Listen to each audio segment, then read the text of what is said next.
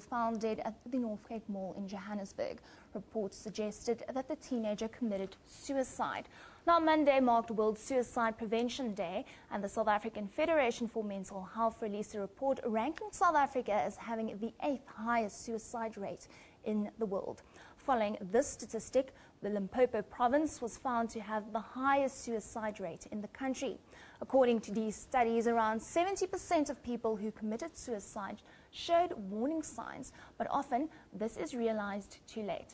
To give us a bit of more insight into all of this, we're joined this morning by Healthcare Practitioner and Psychiatrist, Dr. Danella Eliasov. I'm hoping I pronounced that right, Danella? Close, Eliasov. Yeah. Okay, perfect. Well, very serious issue indeed. We're talking suicides amongst teenagers. Let's just first start with that worrying statistic, 8 in the world. There have been a lot of questions around that. Do you think it's accurate, and why are we as South Africa sitting with a situation like this? Well, as with all sort of statistics, healthcare statistics, sometimes there's inaccuracies, and I can't say for sure whether that is accurate.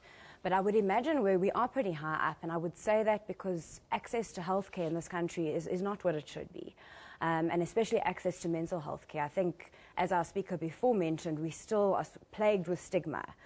South Africans are very, sort of poorly educated about what mental health is.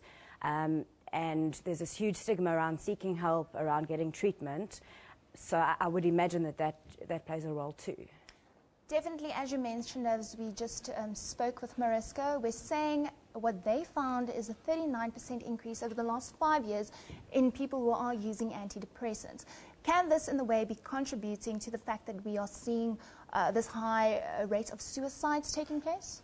So again, one has to be careful when interpreting these statistics. Exactly. Yeah. Because what I would imagine has contributed to the rise of depression is not so much the fact that there's more depressed people, but that perhaps we are picking it up more. So people are slowly becoming more educated about it, and people are coming forward saying, I'm depressed, I need help. One's also got to bear in mind that we use antidepressants not only for their antidepressant properties, but also in the management of pain and other chronic illnesses, so that to factor that in as well.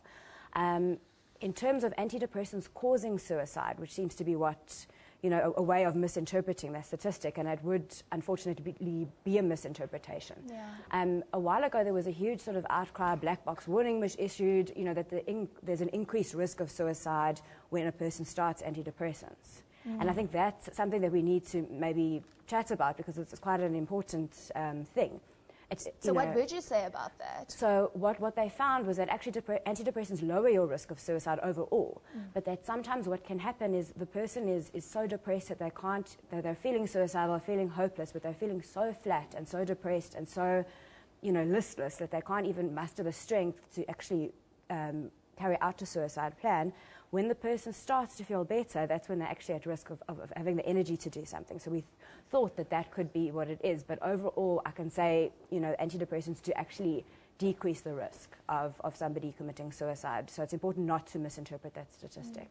Danella, if we can look at the sad case that we saw this week, 14-year-old girl suggested that she jumped to her death. The mother has come out saying that maybe she could have picked on this beforehand, because afterwards, looking in her diary, she saw that, there were problems that her daughter was struggling with. How do parents especially, and how do we pick up on these things beforehand? So, I can only imagine what this mother must be going through in terms of guilt, and sometimes one can't, and often I see relatives who blame themselves, and there's lots of guilt involved, that sometimes we just don't pick it up.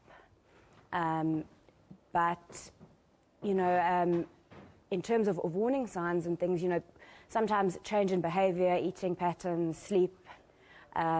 Sometimes the youngsters will voice sort of ideas of suicide. A lot of the times there actually are warning signs, and they do come forward with that, and we maybe would dismiss it as, just being a sort of a petulant teen or something like that. It's interesting graphics that we are showing on screen right now. The previous one just said that more females committing suicide than males. What do you think about this? So what we find is that with adults, men tend to complete suicide more. So they'll tend to use more lethal methods, whereas females will tend to use methods such as overdosing, sort of less violent methods, but that sometimes actually those methods do ultimately result in death. And sometimes some of the statistics do show that females are slightly more predisposed to depression than men, so that also is a factor. Just very quickly linking to the antidepressant story we had earlier, and something just that popped up, and you can give us some clarity on this. Is it true that policies do not pay out if you are on antidepressants and maybe you do something to yourself? So it depends on the policy. Exactly. But that, yeah, it would depend.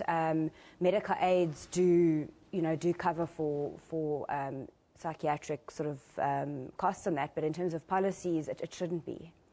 Okay.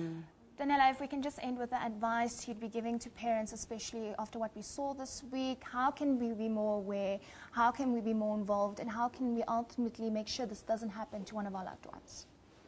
So I think just being educated about signs and symptoms of depression. So, things like change in appetite, sleep, change in motivation, person sort of becoming disinterested in life, sometimes even voicing dark or suicidal thoughts, and just to actually be aware that help does exist, and that, that the teenager, if one is worried, that one should seek help from a qualified healthcare professional, and not, a lot of parents are quite hesitant to bring their children for help because of the stigma. What will the neighbours say? Will people think my child is mad or is some way, flawed in some way? And that, I think, to let that stigma get in the way of saving your child's life would be a complete travesty. So people need to talk about it, to seek help. And to put stigma aside, ultimately. Well, Danella, thank you so much for joining us today.